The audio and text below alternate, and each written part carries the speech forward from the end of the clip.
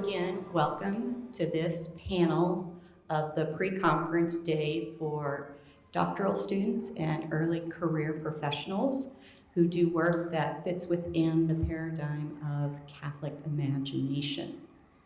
So we have with us today... Absolutely. Yes. Tell us if we're wrong. There we go. So Brent Little is seated to the far side, and Trevor Williams is right here next to me on the right. So Trevor said he'd go first, so we'll go ahead and introduce him. Trevor's coming to us from Pennsylvania. He's a PhD student at Villanova. His work is in historical and systematic theology, and he has a particular interest in something I find quite interesting, spiritual death and God-forsakenness. And his title of his presentation today is Liturgical Absurdity of Albert Camus and St. Athanasius, Interpretations of Unbelief in the Cycles of Catholic Time. Trevor?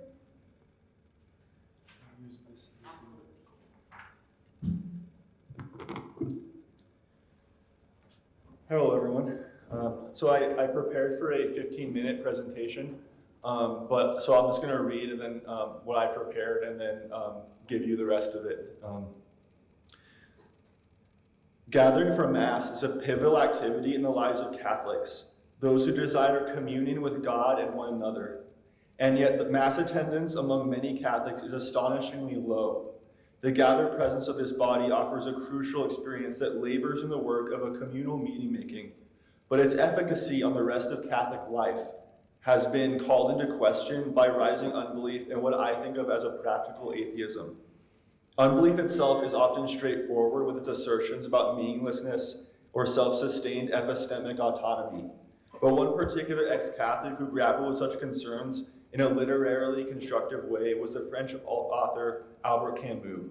His philosophical essay, The Myth of Sisyphus, is no less literary in its dynamic reinterpretation of the ancient Greek myth.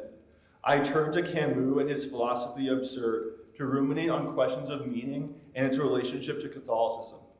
Practical atheism hinders the Catholic imagination in those who become enamored with modernity or believe the decadent promises of a political party.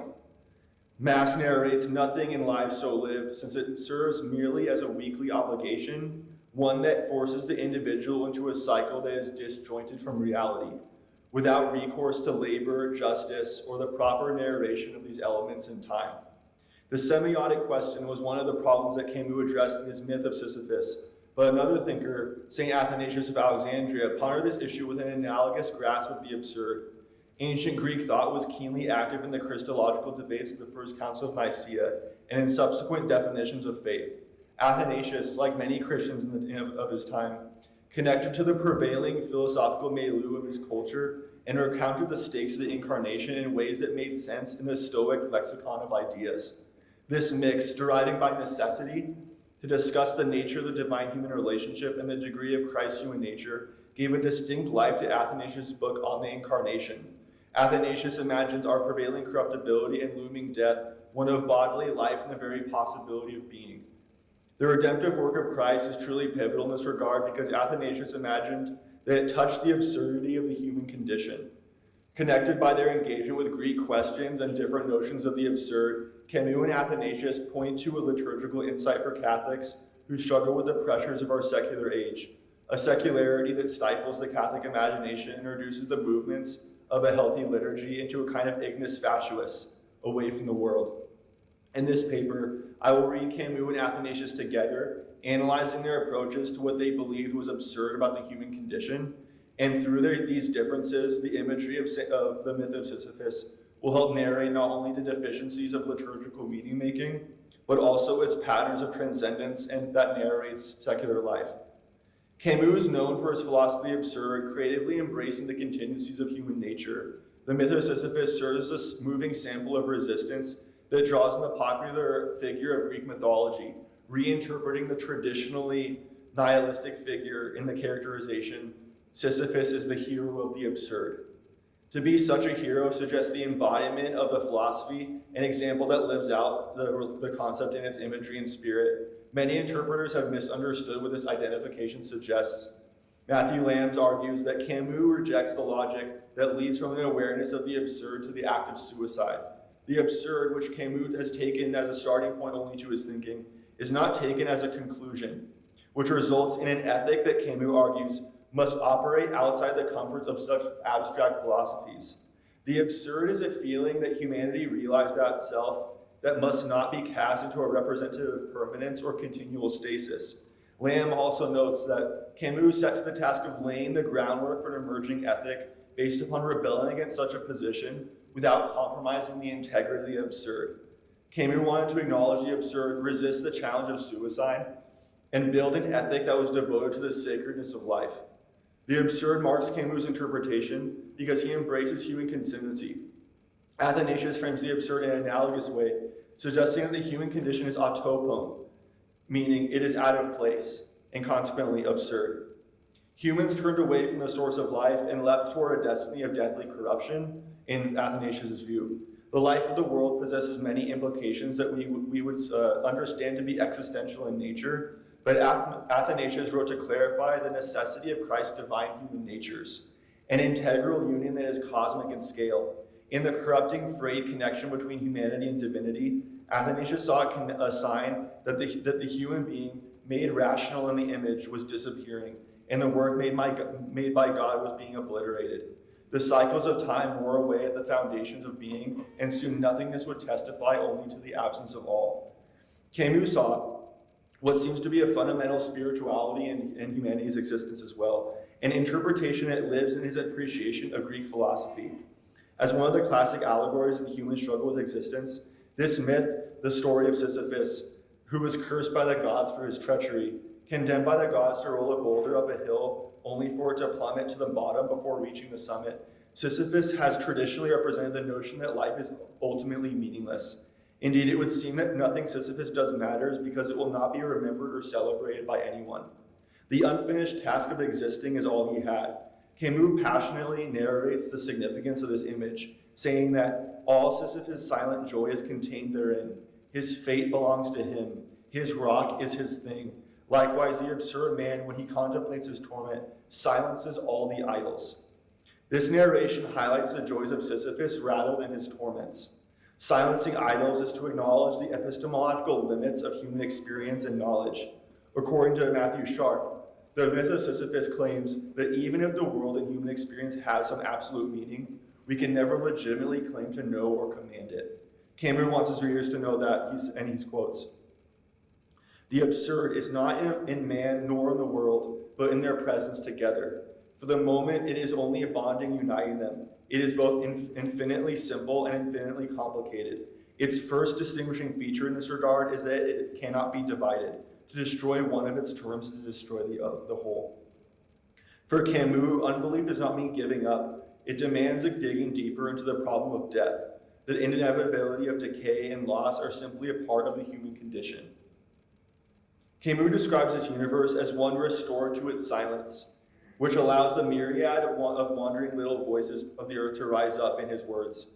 Unconscious, secret calls, invitations from all the faces. They are the necessary reverse and the price of victory. The universe is a space in which humans act creatively and determine the meaning of what they will do with their lives. In this sense, life is a negotiation with the universe's silence and an inevitable end that naturally entails. This silence could be considered the restoration of human clarity and an impression of its own anthropology. Sean Ealing comments that nihilism entails a rejection of transcendence, as transcendence refers to knowledge or values beyond the realm of human experience. Sisyphus' experience is one of ceaseless repetition, and such a mythic cycle can mean rejuvenation or corruption. Recognizing this dual fate provides attention because, as Ealing suggests, nihilism denotes the negation of a ground for values, and transcendence denotes the affirmation of a ground for values outside of immediate experience. This distinction is clarifying because to approach this world, we must be wary of how transcendence will touch or avoid the world. Describing the universe's natural silence and its impression on humanity, Camus believed that if there is a personal fate, there is no higher destiny, or at least is but one which he concludes is inevitable and despicable. For the rest, he knows himself to be the master of his days. Ushered in by modernity, the crisis of human legitimation forces us to ask critical questions about what makes life worth living. Kathleen O'Dyer adds that human absurdity arises in the paradoxical confrontation between the human hunger and yearning for meaning, purpose, and explanation, and an awareness of the meaninglessness or the meaning neutrality of a universe that cannot provide a grand design. Camus commits to this reality and insists on the acceptance of the absurdity of life in the absence of any external source of meaning to human existence, but he differentiates between meaning and worth.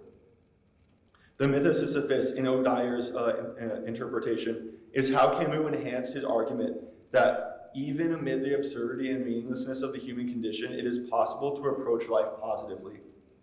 These observations form the basis for Camus' approach to the boulder Sisyphus is bound to push. Sisyphus is cursed to roll the rock up the hill for eternity. The new direction of human strivings re-inhabits the story of Sisyphus, because at this subtle moment, and this is quoting Camus, when man glances backward over his life, Sisyphus returning to his rock, in that slight pivoting, he contemplates a series of unrelated actions which becomes his fate, created by him, combined under his memory's eye, and soon sealed his death. In any case, returning to the rock of his fate is a return to the holy human origin of all that is human, and courageously face the work we have to do. Camus' Reimagining fills the task with human creativity. It is an act of contemplation and stands amid the human struggle. Do we not escape this cycle? This cycle that Sisyphus represents constitutes, in part, what Nietzsche called the eternal recurrence of the same. For Camus, there is no reason to escape this cycle. He writes that I leave Sisyphus at the foot of that mountain. One always finds one's burdens again, but Sisyphus teaches the higher fidelity that negates the gods and raises rocks. He too concludes that it is all well. Rocks are raised up because their true position is clarified according to Camus. And summarizing his interpretation, he writes, this universe, henceforth without a master, seems to him neither sterile nor futile. Each atom of that stone, each mineral flake of that night-filled mountain, in itself forms a world. The struggle itself toward the heights is enough to fill a man's heart. One must imagine Sisyphus happy. This is how Camus portrays Sisyphus as a hero of the absurd. In the absence of God, Camus reimagines where the center of human worth is found. Humanity constantly discovers that its desire for meaning contradicts the world that it inhabits. Robert Zaritsky indicates that Camus depended on the language of Sisyphus as any right-thinking ancient Greek historian or philosopher would have done, created a hero true to his own times, not to the past. Indeed, as Camus himself has said, myths have no life of their own. They wait for us to give them flesh. Cecil Eubanks and Peter Petrikis, for example, recall that Camus lifted up Plato and Plotinus as thinkers who realized the necessity of using imagery to promote their thought. Camus' argumentation used such images to achieve a unity, and Plotinus, in his view, reasons as an artist and feels as a philosopher, according to a reason utterly penetrated with light and in the face of a world in which intelligence breathes. This is truly how Camus can relate to someone like Athanasius in his illustrious narration of the Incarnation. The taste of worth is also felt in Athanasius' vision of autopon, but being a Christian writer interprets the input of transcendence in a different way. In the next section of this paper, I approach this aspect of the Incarnation with what Camus has offered in the myth of Sisyphus. Athanasius believed that it would be absurd for humans to escape the consequences of their sin and simultaneously to suffer the return of non-being and nullify God's workmanship. Clearly, this move poses a seismic difference between Camus and Athanasius, but it is one that we need not resolve. It is enough that Athanasius argued that humanity needed God's direction and intervention because the powers of divinity would renew even our darkest depths. For him, the threat was more than natural death. It was the deleterious movement towards nothingness. God became human to give humanity the opportunity for incorruptibility. Such promises of transcendence are denied by nihilistic visions and related ruminations on the absurd. So in the last, there's actually two more sections of this paper. And it's 30 pages, so I can't read it all here. I talk about kind of more about what Athanasius was all about, and I relate how they're both narrating kind of two different worlds, but that the reality that Camus narrates is related to his experience as a Catholic, especially as, I mean, he's an ex-Catholic, but the reality he saw in Mass relates to how a lot of people experience that today. And so I use Athanasius to point to an example of where the liturgy actually narrates one's whole existence. And I relate that to Sisyphus because of his task. And in a kind of a cutesy way, and this is something I'm still playing with, I play with how Sisyphus does the same thing over and over again, but we do that too in the Mass. And so I kind of play on that idea, but then that's a part that if you have comments, I would love to hear about, but thank you. Yeah.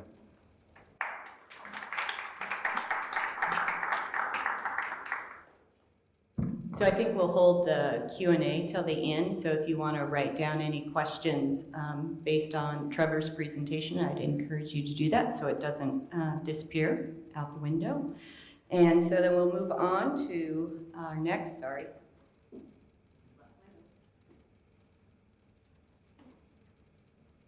So I want to welcome Joe Simmons. Neil. Oh, sorry. Am I in the wrong place? No, Bill Gonch. I think you're in the wrong place. That's okay. He's on the list. Yeah. Oh, I'm sorry, Bill. Joe is also on the list. So. Bill, sorry. The poetry downstairs ran over, so Joe might also be on display as well. Gotcha. Okay. That's why I apologize for being late. I didn't realize you guys were starting up here because the previous event was still going on. So I'm Bill, and Joe hopefully will be here shortly. Wonderful. We'll Okay. have a full panel then. Okay. In the meantime, we'll pick up with Brent Little, and it's a pleasure to introduce Brent because Brent was one of the people that I first met when I started my PhD program at Loyola. So yay. But Brent is currently a lecturer in the Department of Catholic Studies at Sacred Heart University out in Connecticut? Yes, Connecticut. He is also the co-chair of Revelation and Convergence, Flannery O'Connor, and the Catholic Intellectual Tradition. So he worked very closely with Mark Bosco, who some of you may have already experienced, as Mark was one of the producers on the Flannery O'Connor film, which I believe there was a showing last night. In the meantime, he has recent articles that have appeared in Philosophy and Theology and Religion and Literature. And just now that we have our full compliments, Joe, I'm sorry, we weren't quite sure where everyone was, so we got started, but I hear that the poetry went long. Well, the poetry didn't go long, but the microphones weren't working, so it started late. So we're actually ahead of schedule. People will be trickling in for the next few minutes. Okay, so why don't we take Brent, I'm going to cut you off, if you don't mind, and take just a 2 or 3 minute break so that more people can join us before Brent gets started. So again, help yourself to some water and cookies, and I'll be back in a couple minutes. All right, so I'm going to do a little reboot since we have a few new people in the audience. So again, my name is Cathy Buescher. I'm a graduate student here at Loyola in Theology, and I'll be your moderator today. We did get started before some of you came, so Trevor's actually already given his paper, but I asked him to do some cliff notes while we're listening to the other presenters so that when we get to Q&A, he can kind of just give us a quick review so that you can, if you have questions that relate to other presentations, we can dive into that. So again, at this point, Brent Little is going to be our presenter. He is a graduate of Loyola's own Department of Theology, now lecturing at Sacred Heart University in Connecticut. And his presentation again is what, Brent? I gotta remember myself. Patterns of Belief in Contemporary Short Stories. All right, Brent Little.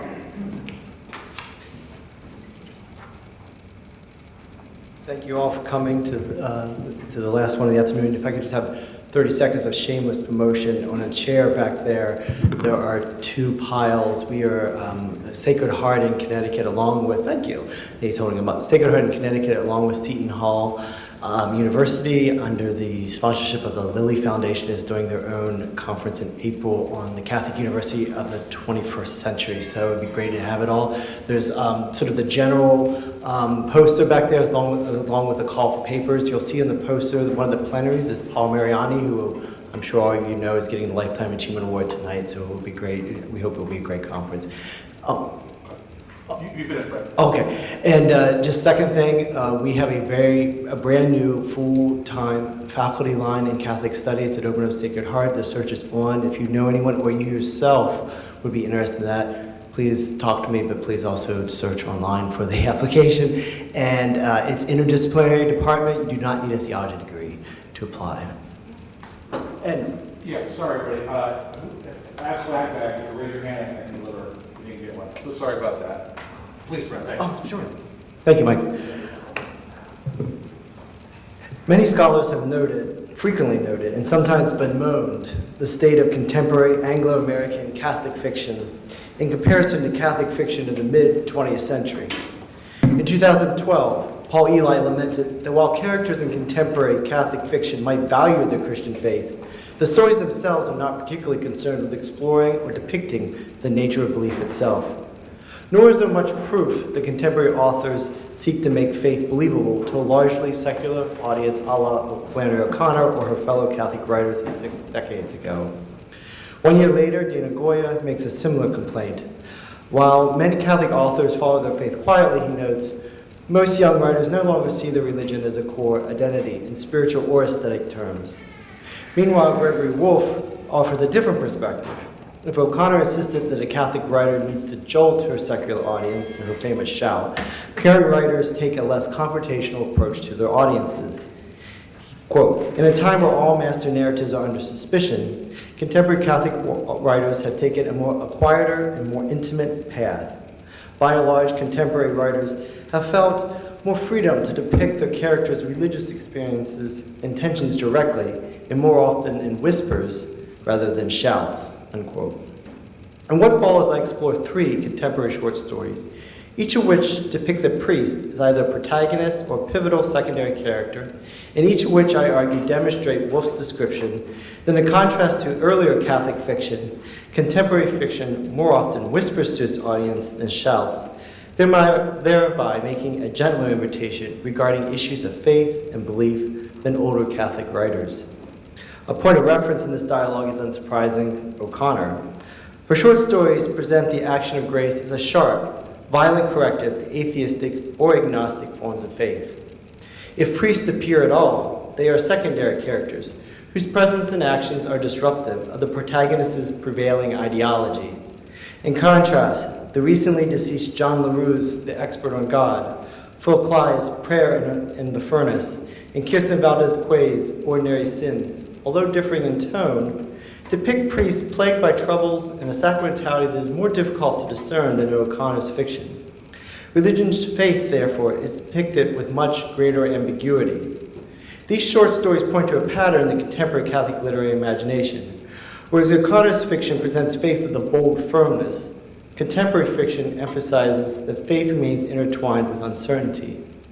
Nonetheless, a critical faith is upheld as not only possible, but also as a source of hope. By faith, I refer not to consciously articulated beliefs, but faith as a worldview that defines one's interaction with the world and others.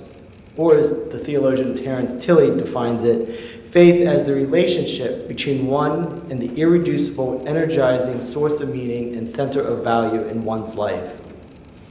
Amongst American Catholic writers, there are few who have achieved the literary promise of Flannery O'Connor, and I doubt I need to explain why I claim that to this audience, but just as pointed out, pride is the most frequently depicted sin in O'Connor's literary universe, and the source of a protagonist's pride is often also his or her initial faith. pattern in O'Connor's stories is to feature characters who have their prior faith deconstructed and their illusions ripped away to reveal an idolatry and a false god. This idolatry usually stems from modernity's faith in human constructions of meaning, divorced from a transcendent ground or horizon. According to Charles Taylor, the rise of Western secularity and modernity becomes increasingly conceived as a buffered person, in which the human individual becomes increasingly conceived as a buffered person, a shift away from the traditional pre-modern conception of the self as porous. Taylor defines the ancient porous self as one with no clear boundary between the individual and the enchanted world. In contrast, the modern self is a buffered self, one who is the primary source of meaning and capable of ordering the world around it. Unlike the porous self, the buffered self creates the criteria by which one lives, for meaning originates within the human mind. One finds numerous O'Connor characters who demonstrate Taylor's buffered modern self. One thinks of Hazel Motes in Wise Blood, and his attempts at a church without Christ, or the atheistic rationalism of Rayburn, The Violent Bared Way, or the attempts at a Nietzschean nihilism by young Tarwater in the same novel.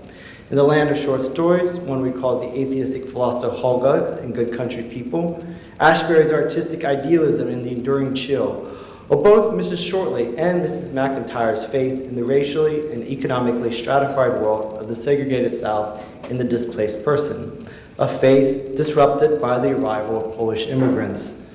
No doubt there are other examples. In these stories, the action of grace disrupted characters' previous faith in some form of secular modernity. I would argue, if we had more time, that this pattern is common to much, but certainly not all, Catholic fiction prior to 1965. To give just a glance at novels contemporaneous to O'Connor, one can think of The Priest in both Even Lenoir's Brideshead Revisited and in Graham Greene's The End of the Affair. Both novels feature priests who are minor characters and who facilitate the conversion of a character. These novels, like O'Connor's fiction, set up a sharp contrast between the world of Catholicism and the modern secular world.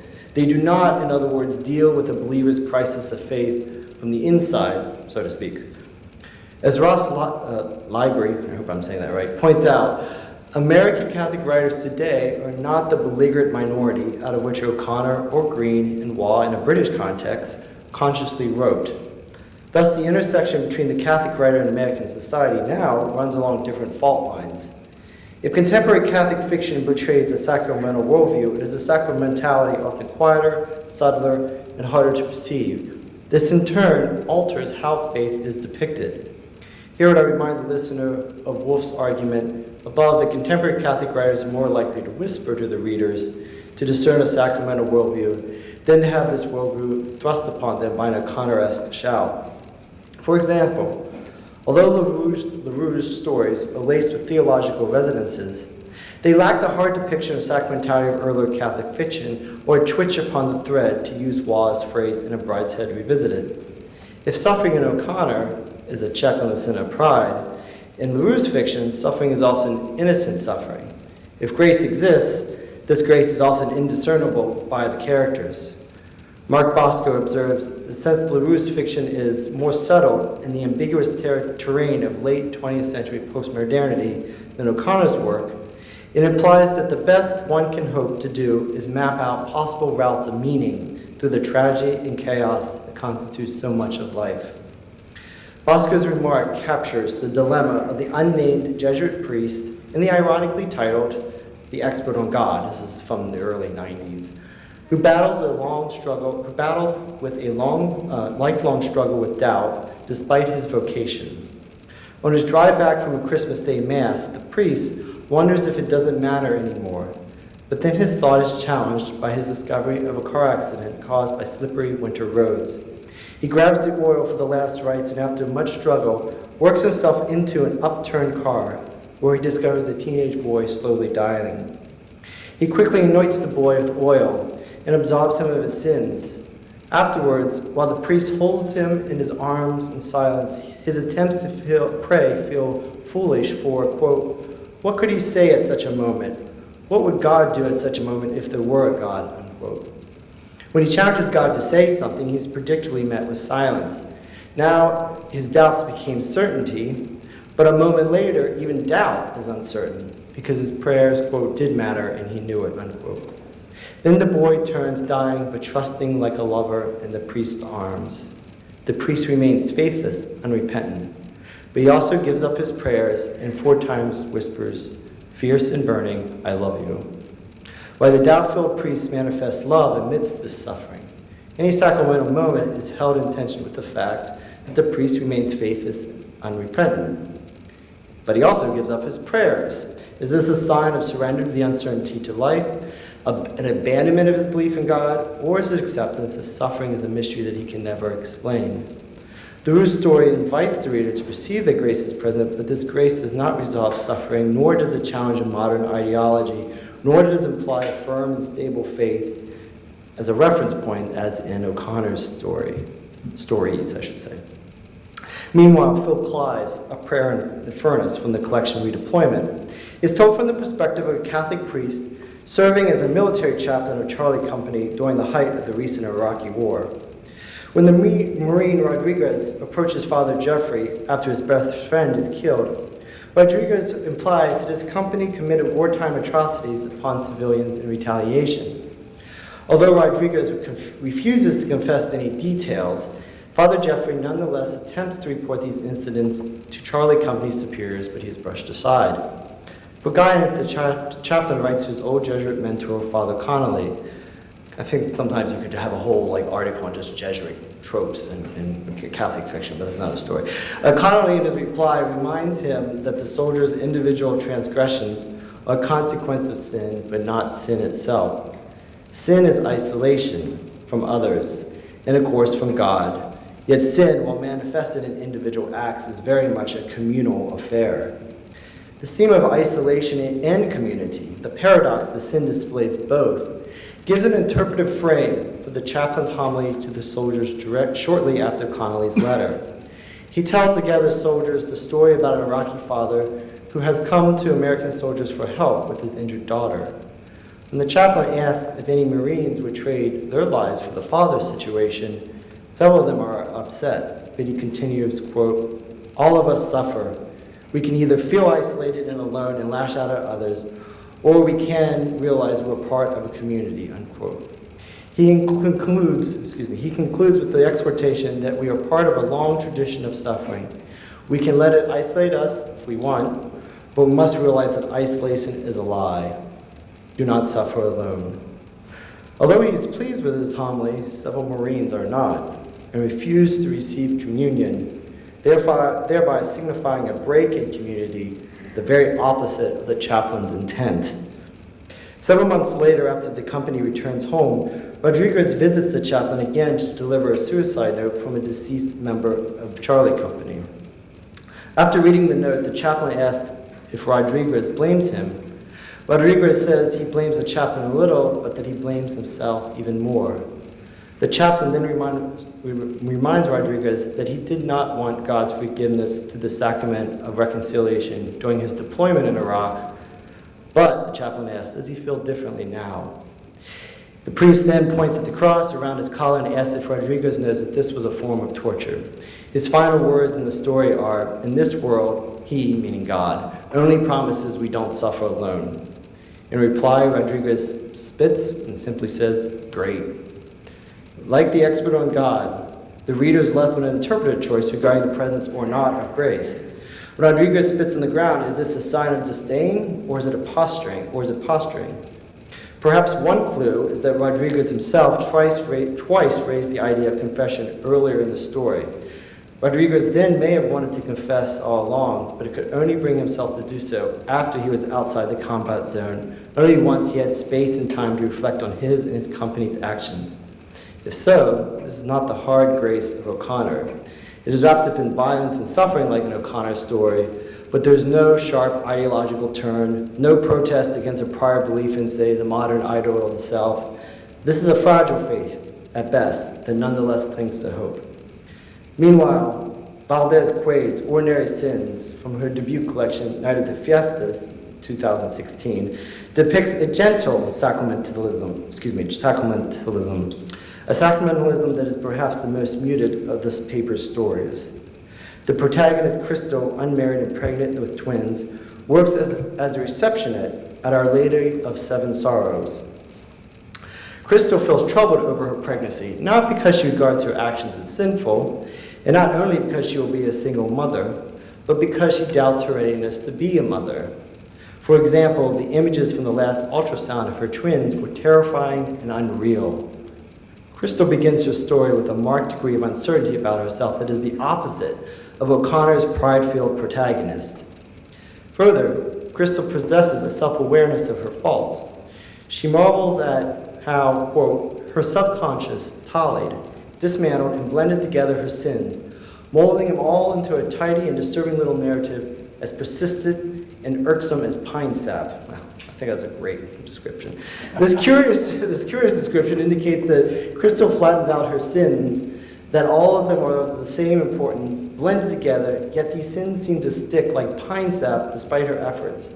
She may not be laden with guilt like a stereotypical Catholic, but her deeds still trouble her. Crystal works out her relationship to her pregnancy in conjunction with her relationship to the pastor, Father Paul. As the story progresses, Crystal discovers how much she wants to believe in the kindness of Father Paul, as if her faith in human goodness requires maintaining Father Paul as a near saint. And though Father Paul confesses his faults openly, his sins were vanilla, in the words of the narrative, and even Father Paul's struggles with his alcoholism seem undramatic due to his public confessions from the pulpit. On the Monday after her last hookup, Father Paul calls for her help in his bedroom. Surprisingly, Father Paul requests that she secretly dispose of a suitcase full of empty vodka bottles. Her faith in Father Paul's kindness and honesty is further tested when Father Paul turns upon her. He confirms her suspicion that the sterner, more traditional Father Leon wished to fire her because of her unwed pregnancy. Yet, quote, the real surprise was that Father Paul wanted to hurt her. She thought she could disdain Father Paul's kindness and that it would somehow remain intact, unconditional, holy, and inhuman. Astonishing that she had been capable of such faith, unquote.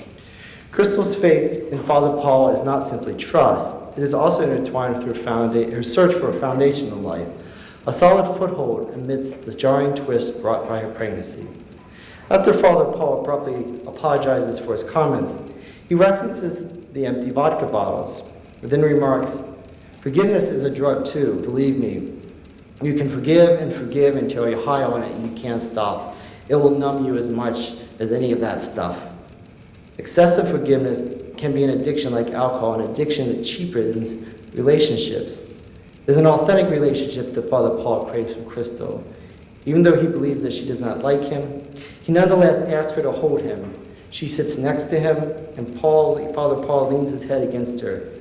To her surprise, she does not feel revulsion at his touch. Fascinatingly, at this point, the baby stirred. The dynamic of confession had earlier turned and Father Paul revealed his ordinary sins, that's the title, to her, so now the dynamic flips again.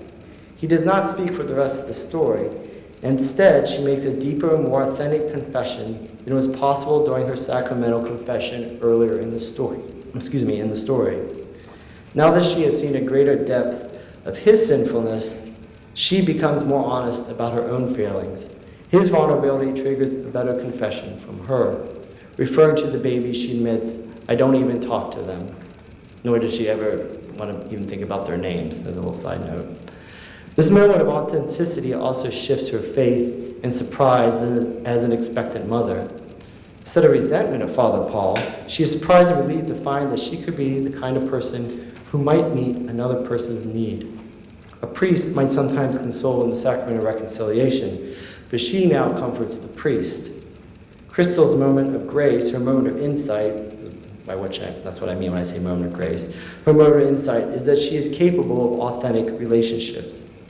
As she comforts the childlike Father Paul, quote, she felt the baby shift, navigating the tight space inside her, unquote. There is a quiet grace in this alignment of Crystal's most important relationships in the story. When she continues to comfort Father Paul, Crystal says, "You're fine," but she was picturing her babies, sheer skin, warm, tangled limbs, tiny blue beating hearts. Through her ministrations to Father Paul, she discovers a previously unknown dimension of herself. She can be a mother to her twins.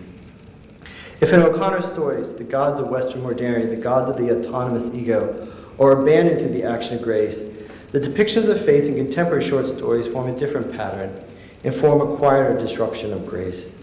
This pattern aligns with Wolf's description of more recent Catholic authors whispering to their readers. This whisper occurs through characters who isolate themselves from others. LaRue's doubting Jesuit stays apart from other Jesuits. Rodriguez and his fellow soldiers isolate themselves from the suffering of ordinary Iraqi civilians. Valdez Quaid's Father Paul hides his addiction. Crystal seems to both desire and reject authentic relationships. The greater problem is not the individual actions, but a flawed way of imagining one's relationship that is embodied in choice and act. If one's primary faith is Tilly understands, then it's how one understands and interacts with reality. Then these stories imply that one's failures, one's isolation from others, detrimentally impact how one imagines one's self in relationship.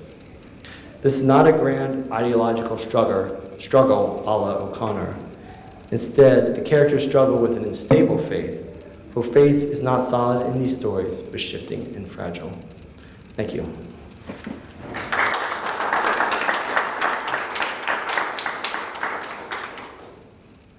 Thank you, Brent. Again, if you want to jot down any questions for Q&A, that would be great. Next, we have Joe Simmons. He's a Jesuit priest of the Midwest province. He credits Mark Bosco for opening his eyes to theology through literature. He's currently working on his doctorate at Campion Hall at University of Oxford on the Catholic imagination and writers bothered by God. His paper title is Bothered by God, Catholic Imagination, and Atheist Writers. Joe?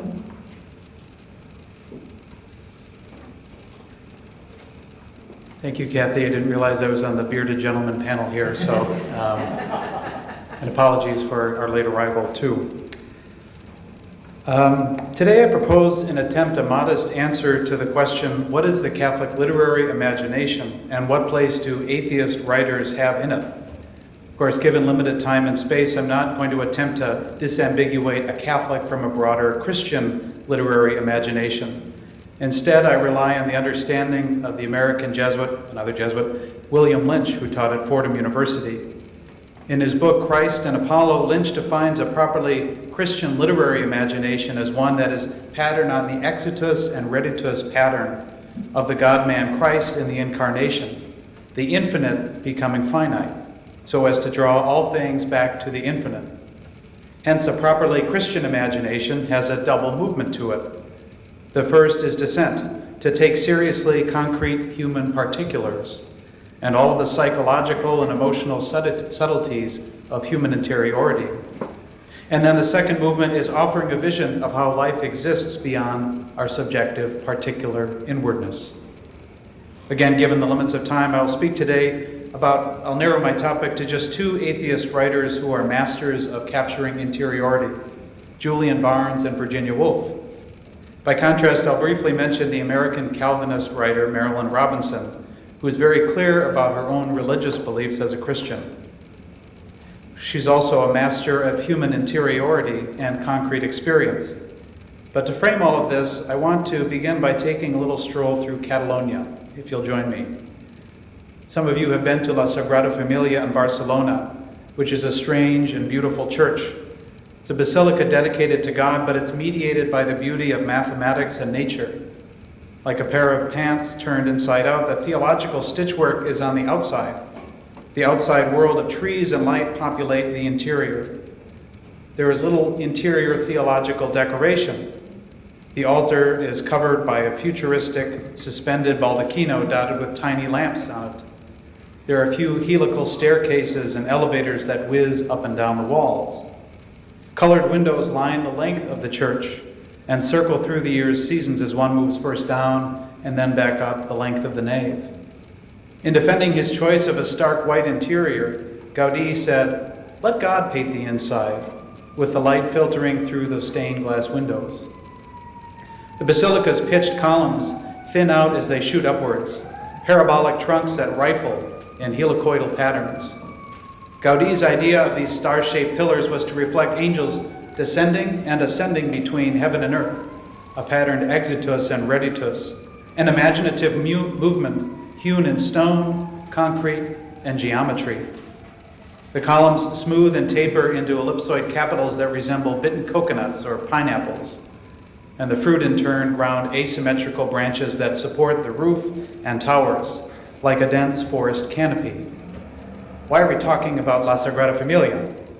Well, Gaudí was a contemporary of the modernist poet João Maragall, an important pillar of Catalonian culture at the end of the 19th century.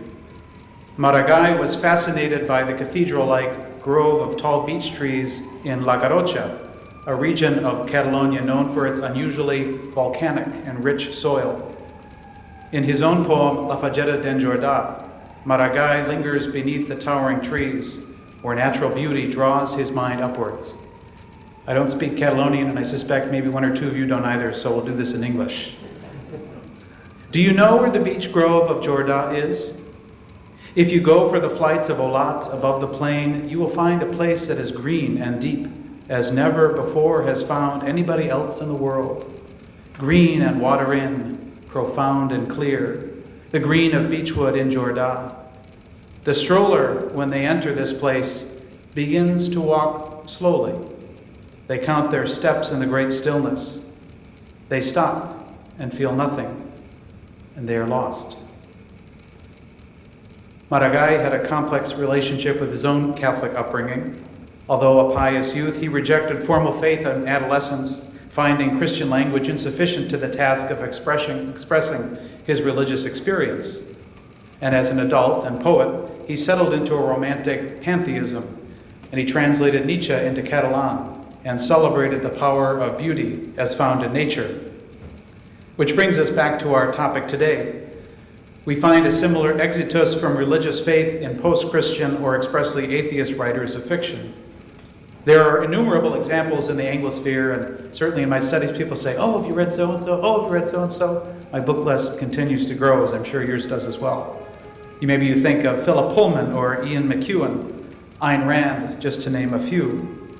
But as I said, because of time, I'll only treat two, Julian Barnes and Virginia Woolf. Julian Barnes' 2008 meditation on death, entitled Nothing to be Frightened of, begins with a memorable jolt to the system. He says, I don't believe in God, but I miss him. This is no mere story of nostalgic subtraction. He writes, I had no faith to lose. I was never baptized, never sent to Sunday school. I've never been to a normal church service in all my life. I am constantly going into churches, but for architectural reasons, and more widely to get a sense of what Englishness once was. Barnes recognizes God's absence through the pains of aesthetic withdrawal, like the caffeine addict detecting the brain prickings of not getting his morning coffee. Barnes continues in that book, I miss the God that inspired Italian painting and French stained glass, German music and English chapter houses, and those tumble-down heaps of stone on Celtic headlands, which were once symbolic beacons in the darkness and the storm. In essays and fiction alike, Barnes cannot stop talking about God, in the sense of talking around the God whose absence bothers him, if only as some foregone cultural linchpin. As Barnes mourns his own wife's death, he faces his own mortal contingency. God might be dead, he writes, but death is well alive. God bye. He has bidden adieu, adieu. He cannot help but address the divine lacuna left by the bothersome deity in whom he cannot bring himself to believe. What I argue in my thesis, and I argue today here, is that speaking about God after God is quite literally about in the sense of circum or peri, tiptoeing around the perimeter, careful not to fall into the abyss of credulous deception. The God whose absence is felt becomes present again, what philosopher at Boston College Richard Carney calls anatheism, ana meaning a return to God, or God beyond atheism. For Barnes, as for the writer Virginia Woolf, God appears as a hoary afterglow, like memories of a phantasm from a bad dream. Woolf's novel To the Lighthouse is haunted by vestiges of the divine, despite the fact that, as she wrote in a letter to her sister, there's something obscene in a living person sitting by the fire and believing in God. The novel's protagonist, Mrs. Ramsay, is regularly drawn first inward and then outward, attuned to the rhythms of life in the natural world. She discovers what I call a consonant concrescence, that is, an attuned melding of inner and outer worlds. In this liminal space, divine utterances occur to her, but they occur unbidden. Mrs. Ramsay appears to be, in a word, haunted by this non-existent deity who interrupts her interiority. Let's consider an example from early in the book, To the Lighthouse. Imagine the scene. Mrs. Ramsay is sitting by the window which overlooks the sea. She hears waves rhythmically wafting in through the window. Woolf writes, "The gruff murmur, this sound which had lasted now half an hour and had taken its place soothingly, so that the monotonous fall of the waves on the beach, which for the most part beat a measured and soothing tattoo to her thoughts, and seemed consoling to repeat over and over again as she sat with the children, the words of some old cradle song murmured by nature. I am guarding you. I am your support."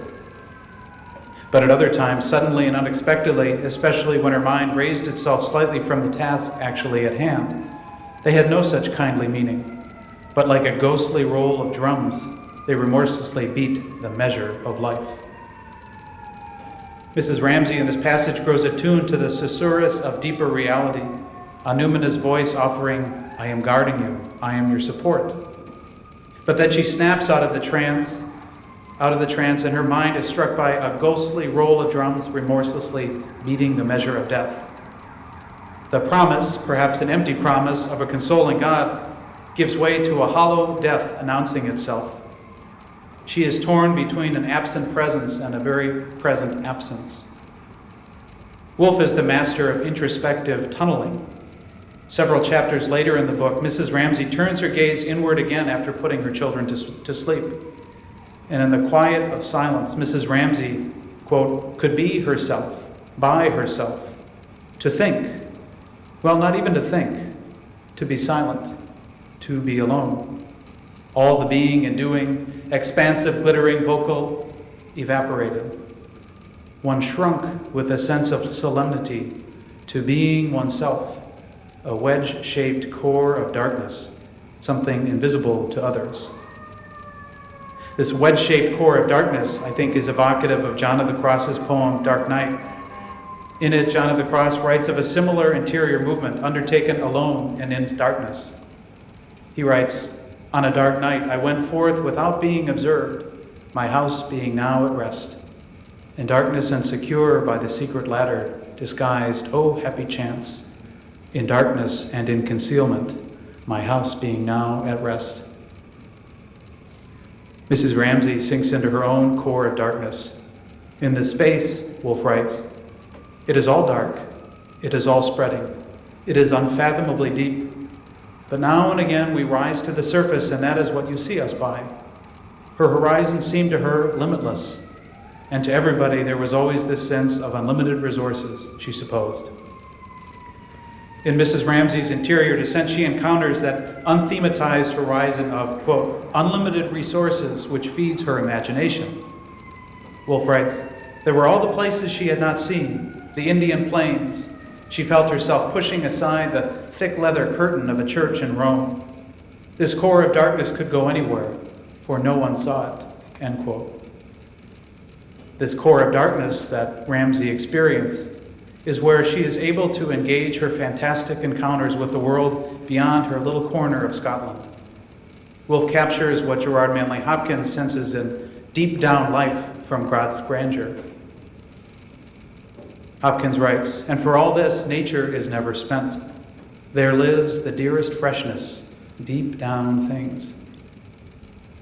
Now, of course, Woolf could not and did not call this imaginative interscape that her characters go to God, and we should be careful, I think, not to baptize her fiction. But the theologian Karl Rahner might offer that Mrs. Ramsay's access to unlimited resources demonstrates something of the epistemic and ontological horizon of being, which is, for the Christian, none other than God. The human person is grounded in the mystery of God, such that the human is the locus par excellence of divine self-communication. So whether one acknowledges it or not, whether humankind is both grounded in and oriented towards ultimate mystery, what Rahner calls the supernatural existential. And when Mrs. Ramsey probes her own wedge-shaped core of darkness within, the false bottom of her perception opens to deeper existential questions.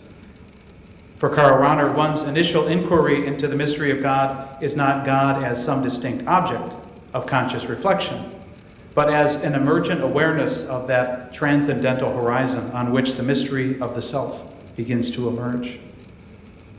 Woolf describes this Rahnerian, unthematized, transcendental horizon. What a grad school comment that is.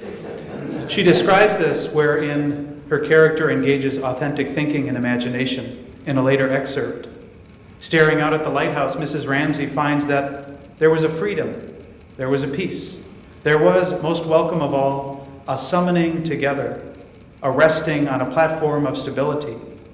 Not as oneself did one find rest ever in her experience, but as a wedge of darkness.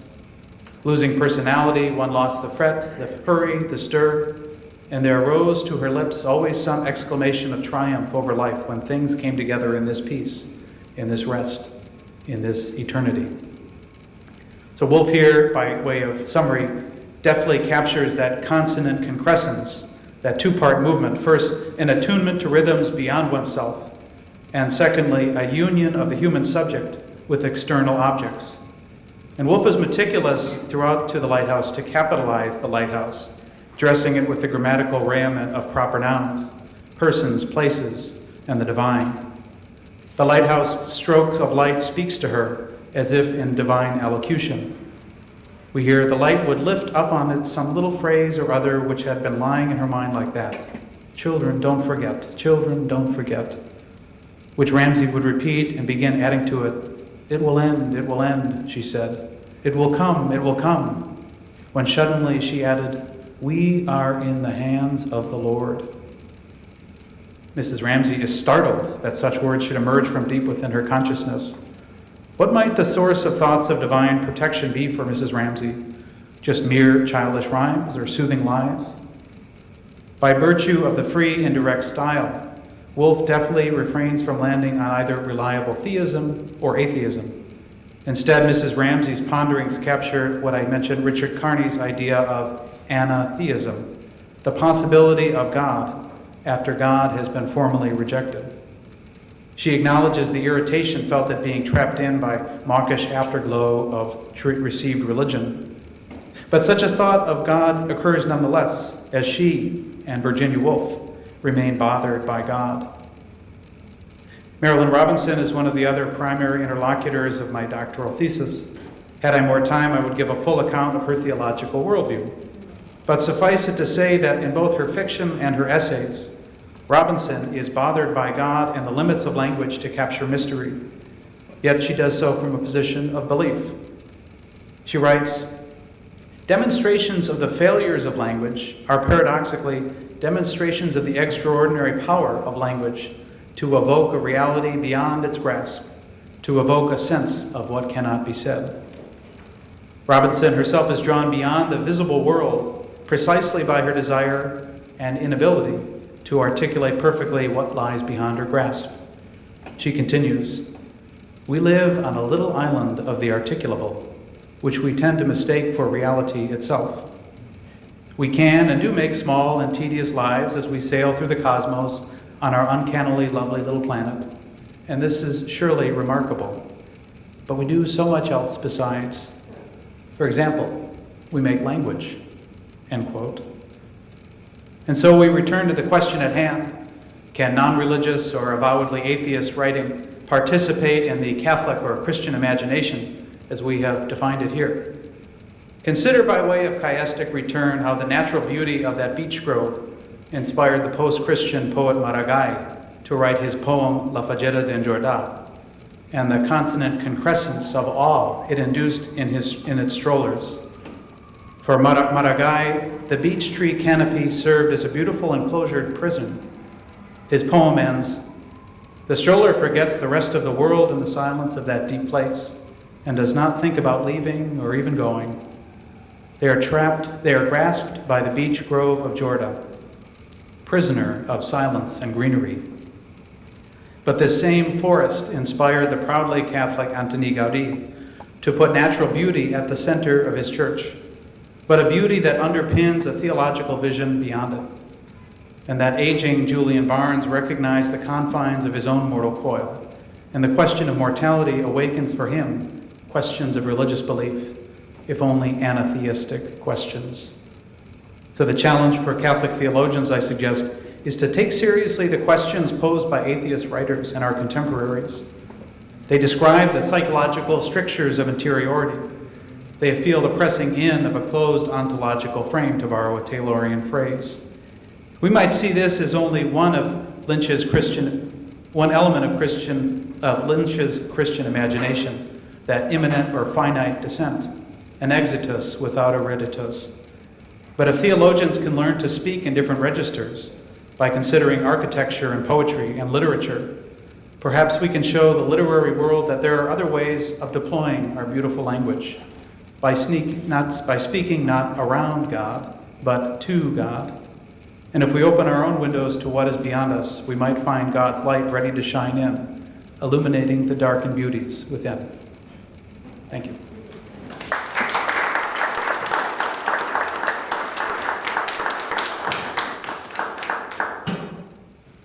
Thank you, Joe. Our final presenter today is Bill Gonch.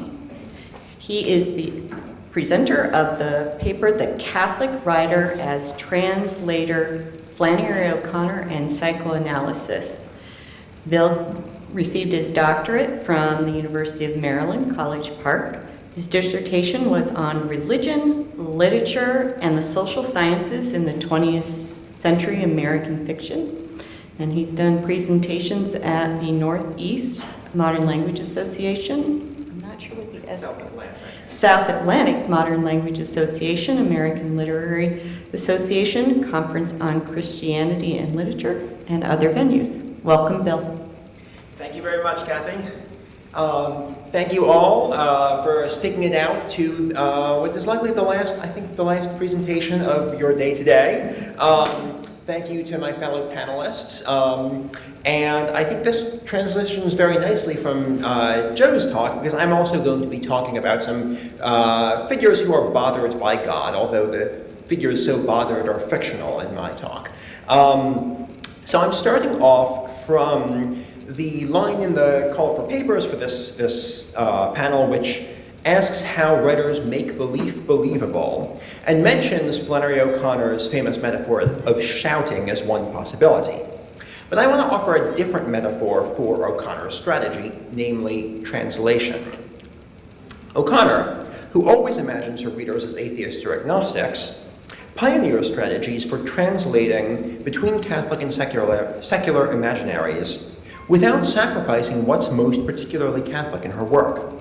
Today, I'll be looking at a test case, the way in which O'Connor transforms psychoanalysis in The Violence Beareth Away. But before that, I want to say a word about translation theory and the nature of translation. Translation is not a simple process. It's a creative act that produces new meanings. In his 1923 essay, The Task of the Translator, Walter Benjamin argues that true translation does not carry over meaning into a new language, but expands the possibilities of a language so that it may mean more fully. He sums up this point by quoting Rudolf Panwitz, saying, quote, "Our translations, even the best ones, proceed from a mistaken premise. They want to turn Hindi, Greek, or English into German, instead of turning German into Hindi, Greek, or English." Both Panwitz and Benjamin are writing in German, and so imagining translations into German. For Benjamin, a successful translation does not seek in the target language analogs to the literary effect in the source language. It stretches and deforms the target language, in our case, stretching and deforming English, in order to convey what's most original in the source. Now, of course, O'Connor is not a translator, But I think it's important to note the kind of openness that translation calls for, which leaves the target language irrevocably changed. Paul Ricoeur calls this openness, quote, linguistic hospitality. And he tells us that translation is a symbol for all human intercourse. Even within a single language, two human selves must translate to understand one another because there's always something irreducible in an individual self. And religious writers in the 20th century needed to perform a special kind of translation precisely because religious imagery, works, and ideas shorn of their religious meaning are so common. To give you an example of what I mean, you can think of two choristers in a choir singing together a religious work, say Gloria in a Palestrina Mass. There's no reason to think that, and suppose that one of them is a believer and one of them is an unbeliever. There's no reason to think that the believer sings more beautifully or feels more meaning or has any kind of finer aesthetic sensitivity by virtue of his or her belief in the matter at hand. But there is a difference in character to singing a song in praise of glory to God because you intend to give glory to the person God, and singing identical words as a purely aesthetic expression like the background chant in a Marvel movie. 20th century discourses, from modernist criticism to sociology to comparative mythology, offered new accounts of religion. Each imputed a new set of meanings to religious language, which had an overall effect, the effect of all of these new ways of understanding religion together, of aestheticizing religion, making it more like the Marvel movie. O'Connor, who wishes to convey Catholic content, who wants to depict baptism as baptism, not as a symbol of some more general character growth, transforms these secular discourses to carry Catholic content. So now I'm going to turn to psychoanalysis briefly and then to the violence-bearer way. Writing at the peak of Freud's influence in the United States, O'Connor's critical writings on psychoanalysis display a subversive talent for reimagining tropes. In a panel discussion, for example, O'Connor said that in the South, belief in God has, quote, gone underneath and come out in distorted forms. And in a review of Gregory Zellborg's Freud on Religion, O'Connor speculates that Freud found religion, quote, so disturbing emotionally that he wanted to cut it down to a size chosen by himself. You can imagine her just sort of nudging Freud as she's writing those words. Statements like these are quite common in O'Connor's letters and in the several reviews she wrote of books on psychoanalysis and religion, and in marginal comments she makes on Freud and Jung's work and other places where she engages with psychoanalysis. O'Connor does not repudiate Freud, importantly. Instead, she imagines Freud's atheism as a symptom, much like the way that Freud imagined religion. She speculates that belief in God is not only the sort of thing that can be consciously held or rejected, it's also the sort of thing that can be repressed. Repression opens up new styles of representing religion. In The Violent Buried Away, O'Connor uses at least three. She represents atheism, as I was just saying, in the way that Freud understood religion as an embattled ego defense. Two, she depicts characters' private mental rituals in ways that echo Freud's analogy between religious practices and neurotic obsessions. And three, by depicting iconoclastic atheism as a defense against religious desire, she represents divine love as something fundamental, not a sublimation or a cultural complex. So now we'll turn to the novel. Reber, the school psychologist in The Violence Buried Away, describes his fundamentalist uncle's faith in classically psychoanalytic terms. His, quote, fixation of being called by the Lord had its origin in insecurity. He needed the assurance of a call, and so he called himself. But Reber's own habits and beliefs are curiously intense and uncontrolled, in ways that suggest that they too are motivated by unacknowledged fears and desires. He responds to small slights with surprising anger. He keeps his emotions on a tight leash, and nevertheless cannot always hold them in.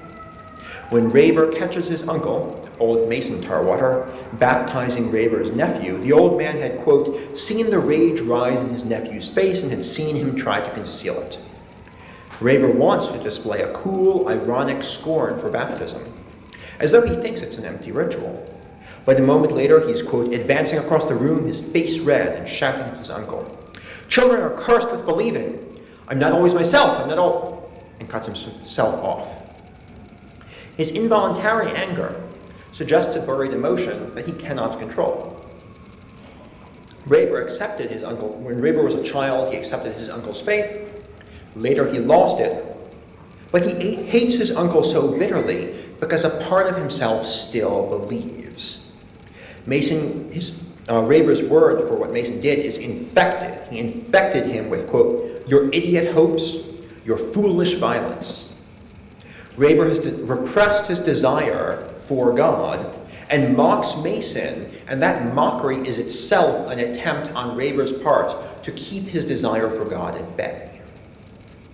Reber finds his 14-year-old nephew, Francis Marion Tarwater, the novel's protagonist, unbearable, because the boy inadvertently reminds him of emotions he sought to bury. The sheer sight of Tarwater's face, quote, a mirror thrust toward him in a nightmare, impels Reber to rush away.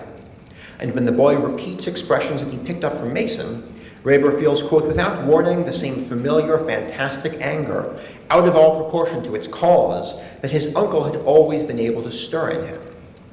The old prophet and the young boy stir this same anger he can't understand or control. Reber's anger is out of control because the boy stumbles on this strangely Oedipal set of feelings that Reber has toward his uncle. As Mason puts it, Reber, quote, loved me like a daddy and was ashamed of it. Reber uses small, private rituals to control his feelings in a way that recalls Freud's theory of religion and obsessional neurosis, which I mentioned earlier, behaviors that we now today would call OCD. In his 1907 paper, Obsessive Acts and Religious Practices, Freud argues that in both religion and neurosis, there's a repeated practice that's a substitute that serves to compensate for, quote, the fundamental renunciation of the satisfaction of inherent instincts. We renounce the direct fulfillment of desires for violence or sexuality, and we replace them with some kind of compensation. Both, Freud insists, are full of meaning, but not the meaning that the participants attribute to them.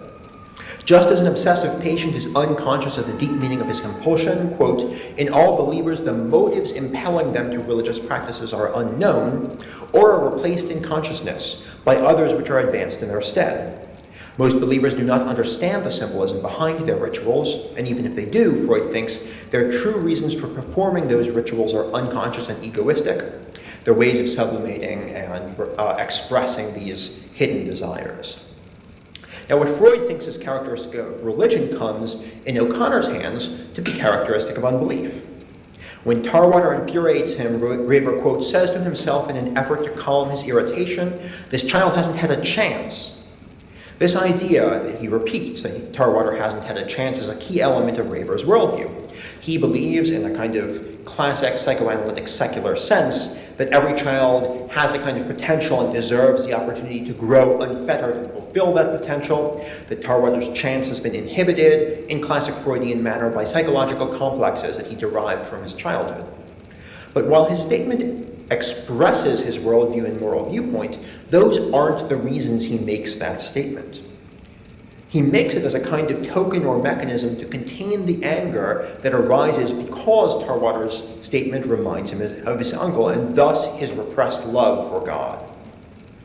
Reber's repetitive statement becomes a religious practice in classic Freudian terms, a device for protecting his own self-image as someone who has claimed and declared his own autonomy. The primary feeling that Reber represses is his love for his son, a mentally handicapped boy named Bishop. Although most of the time he treats Bishop as though he were not there, quote, moments would still come when rushing from some inexplicable part of himself, he would experience a love for the child so outrageous that he would be left shocked and depressed for days and trembling for his sanity. If, without thinking, he lent himself to it, he would feel suddenly a morbid surge of the love that terrified him, powerful enough to throw him to the ground in an act of idiot praise. An undercurrent of profound transformative love threatens the life that Reber has chosen. Love is not a sublimation of some more fundamental drive, but is itself a drive and a desire that can be accepted, satisfied, denied, repressed, or sublimated. O'Connor thereby translates the Hound of Heaven trope of the sinner fleeing God into these psychoanalytic terms, which were very important in the middle of the 20th century. But in doing so, she transforms both psychoanalysis and the Hound of Heaven. The characters whom T.W. Hendricks called O'Connor's spoiled prophets become repressed prophets, defending their egos against love. By representing love through the devices that Reber uses to repress it, and this is one of these central points I'm trying to make, O'Connor represents religious love as something properly basic, a fundamental drive like Eros, not a sublimation of something deeper. By representing the love of God through these strategies, O'Connor turns it into something that secular modernity can recognize as natural. Reber's nephew, Francis Marion Tarwater, develops his own set of ritual defenses, but in his case they drive the plot. Tarwater is raised by his great-uncle Mason, who taught him to be a prophet, and he's got decidedly mixed feelings about that education. He enjoys images of fire, the burning bush, and the sun standing still. He enjoys the sense that he'll be a great prophet, but he fears the, quote, threatened intimacy with creation that a prophetic life carries with it. He wants autonomy, the freedom to determine in what his life will consist, and fears that a prophetic call will obligate him towards other people. Susan Strigley has described Tarwater's dilemma as a conflict between personal autonomy and what she calls, quote, an ethic of responsibility, which calls on him to recognize his obligation to every human being, especially the abject. Tarwater's demonic and possibly hallucinated friend sums up this conflict. Quote, it ain't Jesus or the devil. It's Jesus or you. What I want to add to Strigley's account is this. Like Reber, Tarwater is afraid that he will want to surrender his autonomy. Quote, what he was secretly afraid of was that old Mason's hunger for the bread of life might strike him someday. Might strike someday in him, and then he would be torn by hunger like the old man, the bottom split out of his stomach so that nothing would heal or fill it but the bread of life. Tarwater fears losing his autonomy to the part of himself that wants the love of God with its moral obligations. To achieve autonomy, therefore, it is not enough for him to reject the bread of life. He must repress it, and he does so with a set of rituals similar to Reber's. He tries constantly to sort of pass over that love in his vision and in his thinking, because he fears the way that that love might draw him in. I'm going to skip down just a little bit, because I don't want to take too much time, down to the conversation near the climax of the novel, which is the drowning of the handicapped boy Bishop. Those of you who might not be familiar with the novel, there is this running kind of conflict between whether Reber will declare his autonomy, will sort of seal it by drowning the boy, or will instead baptize the boy as he feels called to do, and he ends up doing both. Tarwater and Reber have a conversation about that, in which Tarwater criticizes Reber's failure of nerve because Reber was supposed to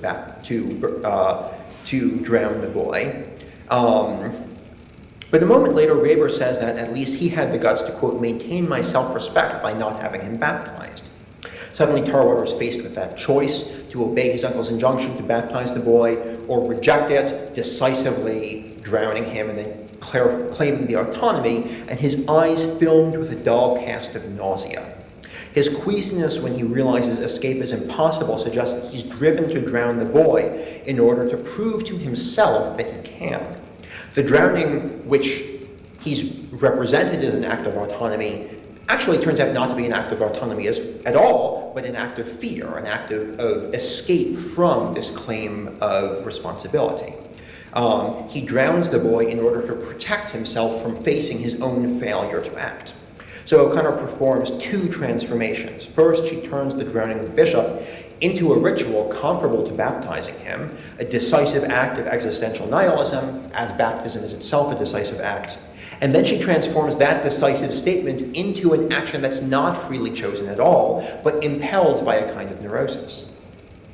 Just as O'Connor transforms love into a fundamental drive, she transforms sin then into a neurotic ego defense. Tarwater imagines he's making a prideful declaration of freedom from moral restraint, but in fact he's only trying to protect himself from seeing the actual truth about himself, which is this desire for a love that won't be autonomous. So to sum things up, I'm arguing that these sorts of translations, sin as repression, love as fundamental drive, unbelief as neurosis, makes belief register, makes it believable, in a way that's increasingly difficult to do with straightforwardly Christian content. At the same time, in a way that would not surprise Recurrence or Benjamin, the struggle to make Christian meaning visible to others opens up ways of seeing it to ourselves that perhaps were not apparent before. Thank you very much.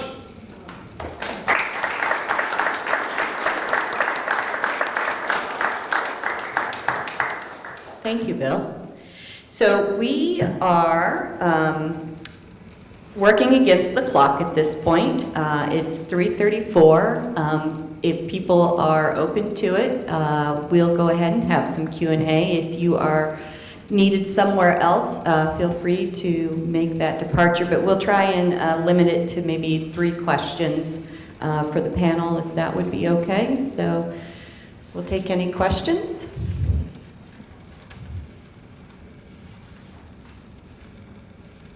I have one. All right. As you were talking, a lot of you, the word that kept coming to mind was ambiguity. And I wanted to argue that ambiguity was related to a number of the ways you were capturing how the Catholic imagination can or can't deliver itself through literature. And I just wanted to know if you thought that that was a good approximation, or how you see ambiguity coming through in different stories in literature that you've dealt with. I'll leave it at that.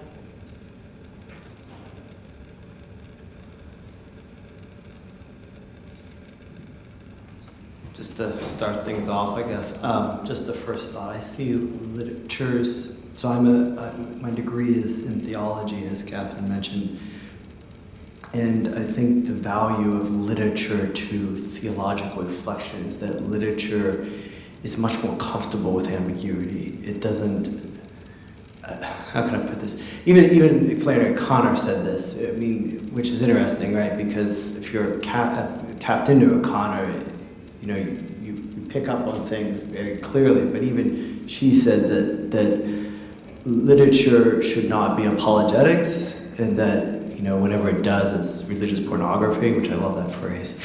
And I think that's really, I think she's right on that, that theology traditionally now, I'm not talking about all theology, has tended to strive for clarity, just like any other conceptual discourse, whether that be philosophy or history. And that literature is comfortable with ambiguity, or at least is willing to let ambiguity remain, but it still is fruitful. It still guides reflection. So it's not that you're just as confused at the end as the beginning. Well, maybe you are, but hopefully you're not. But I just would leave it there. I don't want to take up too much time. Yeah, kind of going off of that, for me, in a project that is about Camus and Athanasius, two very, very different people, I think ambiguity is really important just to avoid that apologetic kind of aspect, because it would be really easy for me, if I'm not careful, to like make Camus a 4th century theologian that was at the First Council of Nicaea.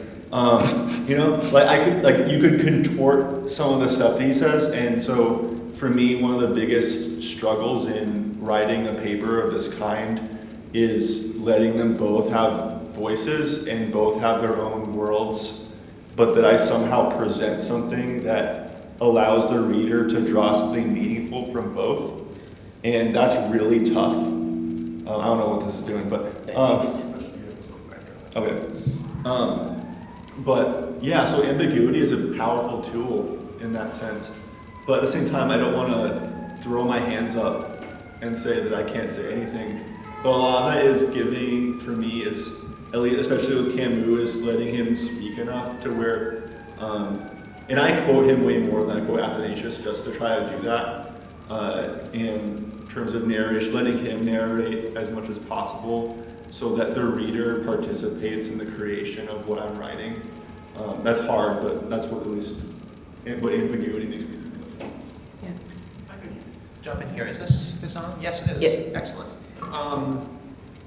So, I mean, I think this is really interesting, and I agree with everything you said, especially the ambiguous value of ambiguity, which Trevor, you seem to be talking about. So ambiguity is a term that in modernist poetics receives, and especially new critical poetics in the middle of the 20th century, receives a lot of value, and some of that value sort of has stuck around in the way we think about literature. But it's not the case that in all times and periods and places, creative writers have valued ambiguity or valued it equally. And I do think it creates certain distinctive problems for writers who deal with Christian content. Because, especially, this is part of my larger project, in the 20th century, because so many of our terms and concepts and images, the sacraments and so on, have been turned into symbols that have all of these other uses that don't register as Christian, a too ambiguous depiction of Christianity ends up not actually being about Christianity, or at least is too easily read as not about Christianity. So I think O'Connor prizes ambiguity, and she is writing at just the moment when the value of ambiguity is highest, but she's also thinking about ways to disallow at least certain readings. She's negotiating, and a lot of 20th century Christian writers negotiate ways of actually disallowing readings so that what they have to say, which is not what their readers are anticipating them saying, can register. Does that make sense? Yes, in the back. In the religious publishing world, for at least a decade, we've had a saying rolling around, which is authenticity is the new authority. And I wonder if you could speak to that in terms of, it used to be that for Christian readers at least, or for people of religious faith, they always wanted to know that there was good authority behind what they're reading, even whether it was fiction or nonfiction. And that has shifted to, is this story authentic? Which I think has bred a whole world of memoir, and it's why so many things have sold at certain points because of that authenticity. How do you connect the whole idea of authenticity with the topic of debate?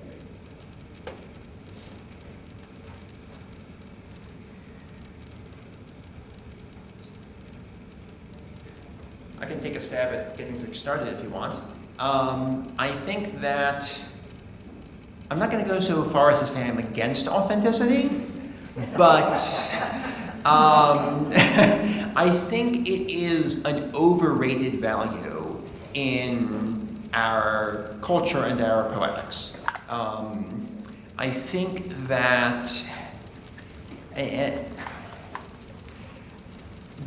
because of the way that it's become, I love that phrase, that authenticity is the new authority. There is a sense that there's a kind of power that comes from the sense of authenticity, from the sense that I'm actually telling you how things are, or at least how they seem to be to me, that ends up closing down the question of whether that perception is actually right. And one of the things that that Christian writing really offers, and that I think a lot of our contemporary culture is lacking, is a transcendent standard, and therefore a sense that there is a background against which one can change. It's very easy for authenticity to end up shutting down change. If you think of a work like Augustine's Confessions, which traffics in a certain kind of powerful authenticity, but doesn't actually rest its authority in the authenticity. A lot of the power of that work comes from the tell it as it is approach and poetics, but it's not as though, but those feelings are not given transcendent weight. And I don't know, the writers that I find most compelling in the last 100 years or so are those that are most skeptical of authenticity. There's an Anglican theologian, Graham Ward, that I'm working with, and he talks about we're in a period of liquidity of religion, such that authority, it's not so much gone, but it's just sort of trickled down to the point where we're all kind of bastions of our own. I mean, it goes to the point that Trent was making about the buffer. You making about the buffer itself? Ideally, I think fiction, good fiction, pierces sort of holes in that sense of knowing everything. And we have, in the history of literature, accounts by the narrator, I think of like Proust, where we're going along with the narrator and we realize maybe they don't have a full grasp on reality. And I think examples like that where there's a turn at the end, sort of like, are we really to trust everything in the narrative, in the narrator? On one hand, that seems sort of like a postmodern dodge of there is no truth, or just saying maybe there is something more than just my own felt experience of the world, and that there's a greater, there's something beyond just sort of my own personal authority. So I also think that just by virtue of reading another text, by reading a book, we're sort of displacing ourselves as the center of the universe, and we're trying to entertain, and be entertained in the sense of held between myself and a text. So that the value in reading fiction is that displaces myself as the center of that authority. That's what I'd say. When you asked, let me make sure I get it. Authenticity is the new authority. Is that? Yeah, and what we mean by that is in terms of what attracts readers. We're talking about the marketplace. We're talking, right. Staying in business. Right. Is that readers have developed a higher respect for a story honestly told, whether it's a memoir or anything else, than someone who just writes something on the foundation of religious authority, Yes. whether it's doctrine or church or any kind of system. So that's what I mean. Yeah. So when you said that, I actually had two very thoughts that were in some ways completely opposite of each other. The first thought was, is this part of our larger cultural milieu that social media, every photo, right, selfie, everyone looks happy, everything's perfectly staged, everyone has tons of friends, et cetera, et cetera. And at the same time, our religious institutions, by and large, are discredited or at least of weakened authority for very many reasons. The second thought, where my mind went in a completely opposite direction, was the line, one of my favorite lines from the British Catholic novelist Muriel Spark, when she said, fiction is a pack of lies, and that out of that some truth emerges. And I love that paradox, like that's classic Spark, like the ambiguity, speaking of ambiguity. And I guess what I would just say is that what do you mean by authority or authenticity in a fictional context? And I'm not sure I think maybe these two have a better grasp of what a good answer to that question is, but I actually have a hard time. I'm not sure what I would say to that for us today. Like, what makes a piece of fiction authentic when, as Muriel Spark says, in some ways it is a pack of lies. So I'd have to leave it at that. What I thought of with your question was, it's just too healthy. It's all the negative energy. So authenticity is the new authority. It made me think of when I tell people what I do, and they say, oh, well, I'm spiritual, but not religious. And so I respond by saying, I'm religious, but not spiritual. That's usually what in my braver moments. I think about how, what has brought us to this point with the market, and I kind of talk about that at the end of my paper, because I discuss mass attendance, and so the ideas of ritual and repetitive practice for a lot of people seem inauthentic, but for me those are the most meaningful things, And so I try to express that with at least one of the phrases I use, I'm adapting from a Jesuit actually, apathetic timelessness. And then that's kind of like what authenticity means to me. But I think that's when you talk about what keeps us in business, I think that has a lot to say about authenticity. But I think that's all I have to say about that, but thank you. Yes, Douglas? As an amateur theologian who had to teach math to support my family, the root of absurd, the surd, the irrational number, the gift that I've gotten by being here is we always try to make it rational, but we know it's going to continue. So that's part of the keep pushing up on what rolls back on us. Mm-hmm. But that every week, if we're at liturgy, we're bringing the rationality, if you will, the unabsurd, recognizing that during the next week we're going to have to still struggle with it. Yeah. And to me, that's the gift that the four of you have given me this afternoon. And our last question? Yeah, I'm coming from theology, and I think in a certain, I don't know if the word isn't ambiguity, but there are levels of, one word is difference, but I don't like that because it separates rather than keeps it in a dialogue. About tradition, or about authority. I mean, in the Catholic faith, there's strands of interpretation, as I made another comment. And they're all in some sense authentic because they're, conditioned by historical development and all the rest of it. And they contend with each other. The background, of course, is this, that helps to keep the dialogue going toward, as the comment just, upward, that we're still going or outward, is the foundational notion of God as mystery. And at the same time, God is incarnate.